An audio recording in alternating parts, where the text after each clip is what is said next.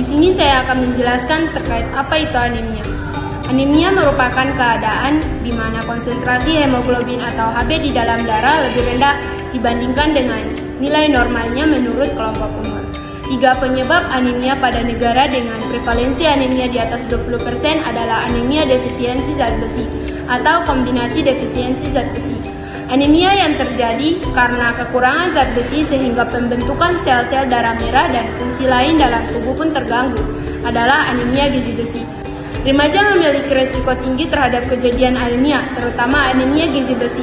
Hal itu terjadi karena masa remaja memerlukan zat gizi yang lebih tinggi termasuk zat besi untuk pertumbuhan dan perkembangannya. Remaja putri memiliki risiko yang lebih tinggi dibandingkan dengan remaja putra. Hal ini dikarenakan remaja putri setiap bulannya mengalami masa menstruasi. Selain itu, remaja putri cenderung sangat memperhatikan bentuk tubuhnya, sehingga akan membatasi asupan makanan dan banyak pantangan terhadap makanan seperti melakukan diet vegetarian. Selanjutnya, materi yang kedua yaitu data penderita anemia. Jumlah wanita penderita anemia skala internasional menurut WHO. Yang pertama, wanita dengan usia 15-49 tahun yang menderita anemia di 6 negara yaitu Afrika, Amerika, Asia, Eropa, Mediteran Timur, dan wilayah Pasifik Barat. Sebesar 409-595 juta orang. Yang kedua, prevalensi di Asia. Anemia pada wanita usia 15-49 tahun mencapai 191 juta orang dan Indonesia menempati urutan ke-8 dari 11 negara di Asia. Setelah Sri Lanka dengan prevalensi anemia sebanyak 7,5 juta orang pada usia 10-19 tahun. Yang ketiga, prevalensi anemia di Indonesia berdasarkan Riskesdas 2013 mencapai 37,1% dan mengalami peningkatan menjadi 48,9% pada kelompok usia 15-24 tahun pada tahun 2018. Di sini saya ingin menjelaskan terjadinya anemia. Terdapat 2 faktor yang menjadikan anemia terjadi, yaitu faktor internal dan eksternal. Faktor internal itu yaitu peningkatnya distribusi teritoris, contohnya itu pada penyakit gangguan sistem imun, thalassemia, anemia, plastik, dan kekurangan nutrisi.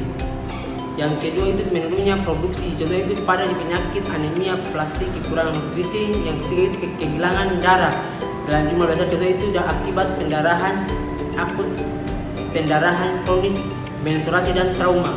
Yang ketiga, penyebab eksternal, yaitu terdapat orang tua, tingkat pengetahuan ibu, kecelakaan. Di sini saya akan menjelaskan tentang gejala anemia. A. Anemia ringan. Anemia ringan yaitu ketika kadar Hb di antara Hb 8 gram kurang dari 11 gram. Pada anemia ringan umumnya tidak menimbulkan gejala karena anemia berlanjut terus-menerus secara perlahan sehingga tubuh beradaptasi dan menimbangi perubahan. Gejala akan muncul bila anemia Gejala anemia yang mungkin muncul, yang pertama adalah kelelahan, yang kedua penurunan energi, yang ketiga kelemahan, yang keempat sesak nafas ringan, yang kelima palpitasi, yang keenam tampak pucat.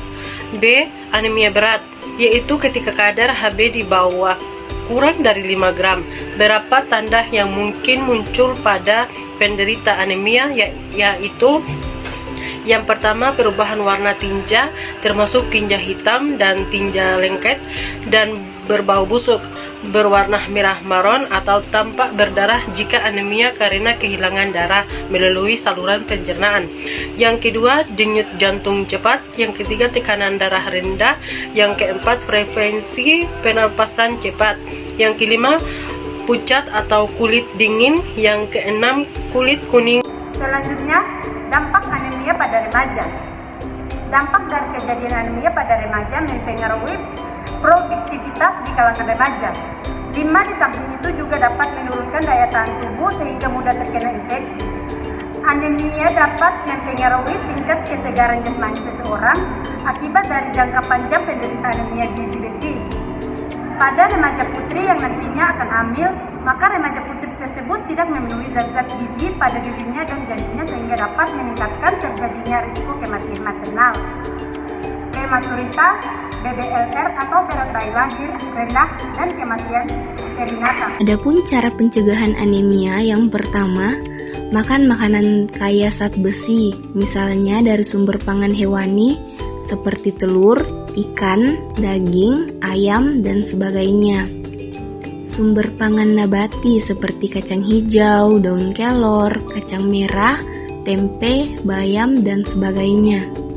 Yang kedua, konsumsi tablet tambah darah yang biasa disingkat TTD dengan cara 1 tablet tambah darah diminum sekali seminggu di hari yang sama, diminum setelah makan, diminum dengan air jeruk atau air putih. Ingat, jangan diminum bersamaan dengan teh, kopi, dan susu. Setelah minum tablet tambah darah, makanlah buah sumber vitamin C, misalnya jeruk, pepaya, jambu, mangga, dan sebagainya.